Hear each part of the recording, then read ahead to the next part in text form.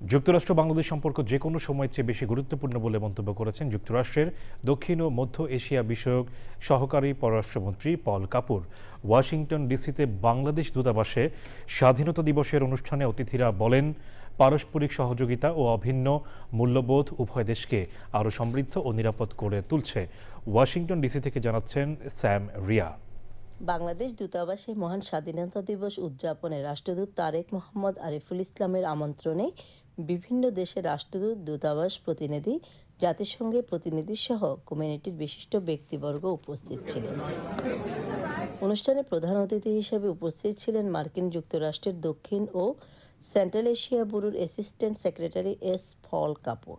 বাংলাদেশ ও যুক্তরাষ্ট্রের মধ্যকার ক্রমবিকাশমান সম্পর্কের উপর আলোকপাত করেন। That doesn't mean that the United States will be withdrawing from the world or looking inward, but it means that we'll be prioritizing relationships that are mutually beneficial.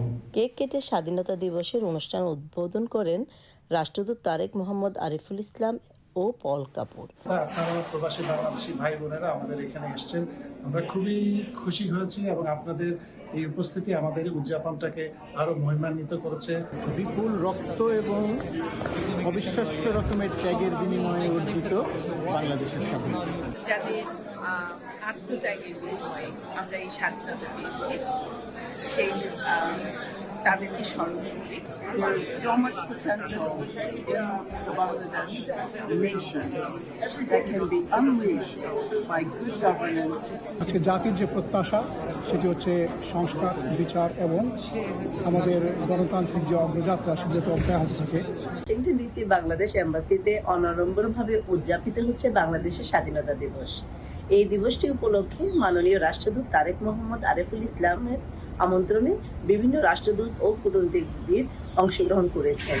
আর অনুষ্ঠানটিতে আমাদের বীর মুক্তিযোদ্ধাদের স্মরণ করা হয়েছে, সাথে একটি মনোজ্ঞ সাংস্কৃতিক অনুষ্ঠানের আয়োজন করা হয়েছে। ওয়াশিংটন ডিসি থেকে স্যাম রিয়া, চ্যানেল আই।